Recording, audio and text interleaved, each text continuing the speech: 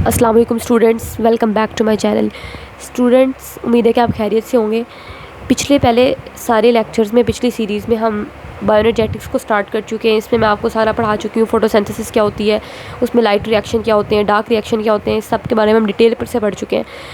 अच्छा, अब हम पढ़ेंगे role of chlorophyll and light. Chlorophyll का और लाइट का क्या रोल होता है फोटोसिंथेसिस के प्रोसेस के अंदर। सबसे पहले मैं आपको बताती चलूँ कि आपको पता है कि all living organism are made of cell. सारी की सारी जिंदा चीज़ें सेल से मिलकर बनी हुई है। प्लांट्स भी लिविंग ऑर्गेनिज्म है, तो प्लांट्स भी सेल से मिलकर बने होंगे। ठीक, अभी जो प्लांट के सेल जो होता है ना, खासतौर पर लीफ, पत्ते की बात करें, पौधे की, तो पत्ते के अंदर जाहिर बात है ये भी सेल से मिलकर बना हुआ है। तो वो जो सेल्स है ना, उन सेल्स के हम अंदर चले गए, उन सेल्स के अंदर आप चले जाएं, उन सेल्स के अंदर जाएंगे तो सेल्स के अंदर डिफरेंट ऑर्गेनेलीज पड़ी होती हैं। आपने पढ़ा है चैप्टर 4 के अंदर। सेल के अंदर न्यूक्लियस होता है, माइटोकॉन्ड्रिया होता है। प्लांट सेल के अंदर खास तौर पर एक स्पेसिफिक खास ऑर्गेनेली होती है, क्लोरोप्लास्ट, जो सिर्फ प्लांट सेल के अंदर है, एनिमल सेल के अंदर नहीं होती।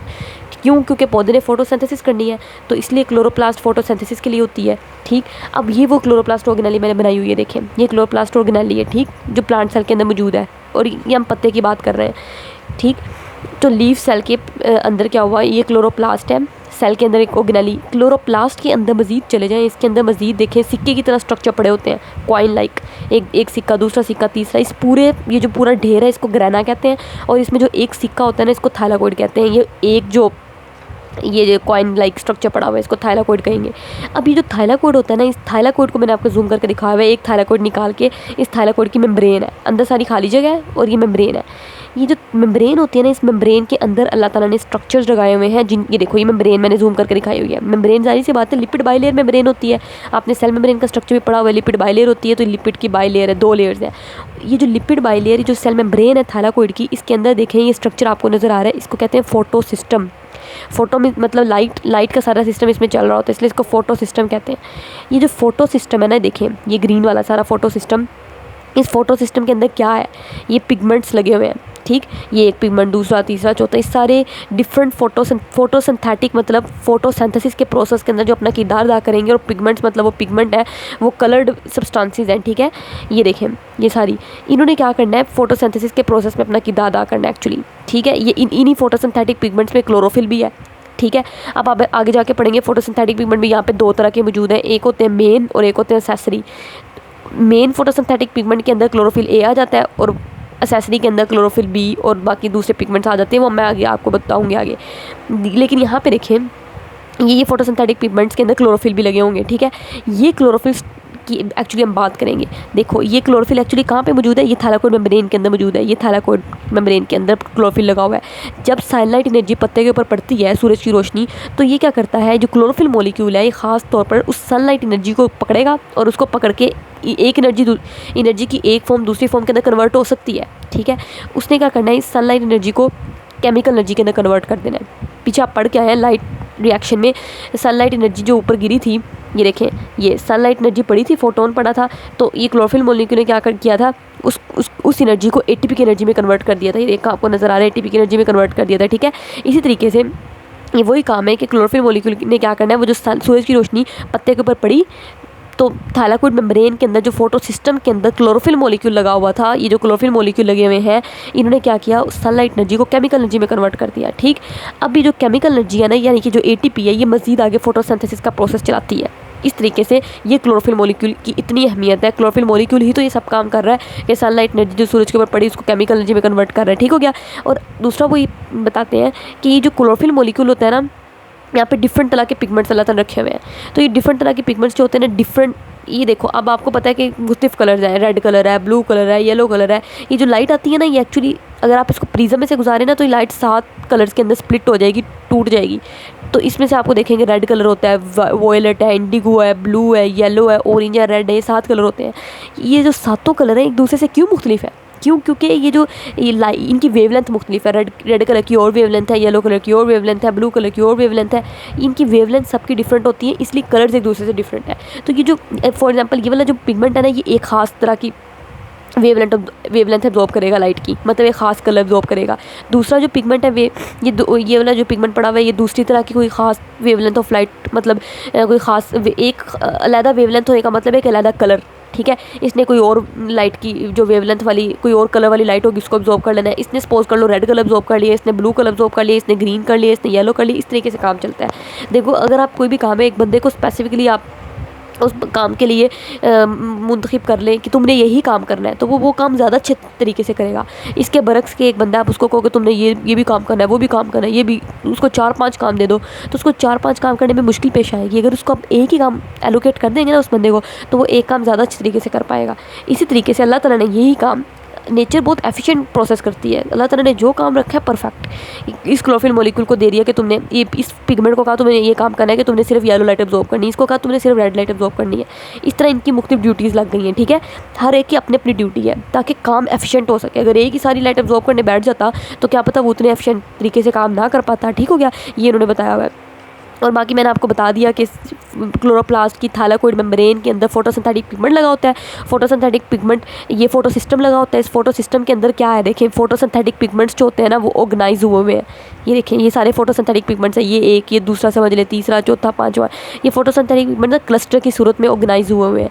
इसी को तो फोटो सिस्टम कह रहे हैं, ठीक है। ये उन्होंने बताया हुआ। इसके अलावा उन्होंने बताया कि जो क्लोरोफिल मॉलिक्यूल होता है ना वो बेस्ट जो होता है ना कौन सी लाइट अब्जॉर्ब करता है, रेड और ब्लू, ये दो लाइट्स बेस्ट अब्जॉर्ब होती हैं। तभी तो हम कहते हैं कि फोटोसिंथेसिस के प्रोसेस में ये दोनों लाइट्स बड़ी अहमियत की हामिल है, रेड और ब्लू।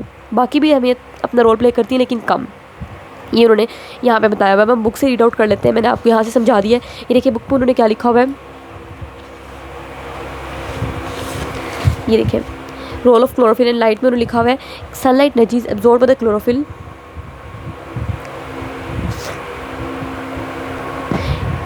ये देखिए स्टूडेंट्स इन्होंने लिखा हुआ है कि sunlight energy is absorb by the chlorophyll. वो जो क्लोरोफिल मॉलिक्यूल था उसने सनलाइट एनर्जी एब्जॉर्ब कर ली, वो जो थाइलाकोइड मेम्ब्रेन के अंदर लगा हुआ था जो मैंने आपको दिखाया है, ये वाला क्लोरोफिल मॉलिक्यूल। मैं आपको दोबारा दिखा देती हूँ, ये वाला क्लोरोफिल मॉलिक्यूल ये, ठीक है।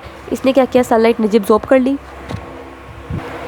It is then converted into chemical energy, और ये सनलाइट एनर्जी पे केमिकल एनर्जी में कन्वर्ट कर देता है, वही क्लोरोफिल मॉलिक्यूल कर देता है, which drives a photosynthetic process. और ये जो केमिकल एनर्जी है ना, विच का मतलब है केमिकल एनर्जी, ये केमिकल एनर्जी ड्राइव करती है, चलाती है इस फोटोसिंथेटिक प्रोसेस को। ये जो फोटोसिंथेसिस का सारा प्रोसेस है ना, वो जो क्लोरोफिल मॉलिक्यूल ने सनलाइट एनर्जी को केमिकल एनर्जी में कन्वर्ट किया था। केमिकल एनर्जी मतलब एटीपी, वो एटीपी तो सारा फोटोसिंथेसिस का प्रोसेस चला रही है। आपने देखा केल्विन साइकिल में एटीपी थी तो ग्लूकोज बना था, एटीपी ना आती तो ग्लूकोज ना बनता, तो एटीपी ने तो सारा प्रोसेस आगे चलाना है।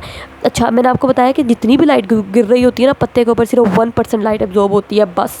बाकी 99% लाइट जो होती है ना वो पत्ता मतलब रिजेक्ट कर देता है, सिर्फ 1% लाइट चाहिए होती है। ओनली अबाउट 1% ऑफ लाइट, सिर्फ 1% ऑफ लाइट फॉलिंग, ये देखिए only 1 falling on the surface of leaf, जो लीफ की सर्फेस के ऊपर गिर रही है, मतलब ये लीफ है इसकी सर्फेस के ऊपर जितनी लाइट गिर रही है, फॉल कर रही है, उसमें से सिर्फ 1% जो होती है वो एब्जॉर्ब होती है बस। बाकी जो सारी लाइट होती है ना, रेस्ट बाकी सारी लाइट रिफ्लेक्ट कर दी जाती है, मतलब आई लाइट वापस चलेगी, लाइट आई वापस चलेगी, ठीक है। या ट्रांसमिटेड या वो पत्ते में से गुजर के ऐसी बाहर चली जाती है, किस मतलब इस्तेमाल नहीं होती, सिर्फ 1% लाइट इस्तेमाल होती है। Light rays of different wavelengths are not only absorbed differently by the photosynthetic pigments. वो कहता है कि जो डिफरेंट वेवलेंथ की लाइट होती है ना वो उनको डिफरेंटली एब्जॉर्ब किया जाता है bye the photosynthetic pigments, photosynthetic pigments की तरफ से। मैंने आपको बताया कि एक पिगमेंट एक तरह की लाइट एब्जॉर्ब कर लेगा क्योंकि वो एक खास वेवलेंथ की है, दूसरा पिगमेंट दूसरे वेवलेंथ की लाइट एब्जॉर्ब कर लेगा, ठीक है। तो ये जो डिफरेंट वेवलेंथ की लाइट होती है उनको फोटोसिंथेटिक पिगमेंट्स मुख्तलिफ तरीके से एब्जॉर्ब करते हैं, but are also differently effective. बल्कि ये जो लाइट होती है ना, बल्कि वो कह रहा है कि जो लाइट वेव्स होती हैं वो डिफरेंटली इफेक्टिव होती है फोटोसिंथेसिस का प्रोसेस चलाने में। मतलब जैसा कि ब्लू और रेड लाइट, ये बहुत इंपॉर्टेंट बात है, ब्लू लाइट और red light carry out more photosynthesis, ज़्यादातर फोटोसिंथेसिस ब्लू लाइट और रेड लाइट कर रही होती है, ठीक है। इंपॉर्टेंट MCQ पॉइंट आपने अच्छे से कर लेना है। अच्छा फोटोसिंथेटिक पिगमेंट्स जो होते हैं ना ये organised in the form of cluster called photo system in thylakoid membrane of the chloroplast. मैंने आपको बता दिया क्लोरोप्लास्ट है, क्लोरोप्लास्ट की थाइलाकोइड मेम्ब्रेन के अंदर फोटो सिस्टम लगा हुआ था। वो जो फोटो सिस्टम्स है ना, ये देखिए जैसा कि मैंने आपको यहाँ पे दिखाया था, ये फोटो सिस्टम लगा हुआ है, ये थाइलाकोइड मेम्ब्रेन के अंदर ये फोटो सिस्टम लगा हुआ है। इस फोटो सिस्टम के अंदर फोटोसिंथेटिक पिगमेंट्स है, देखिए ये।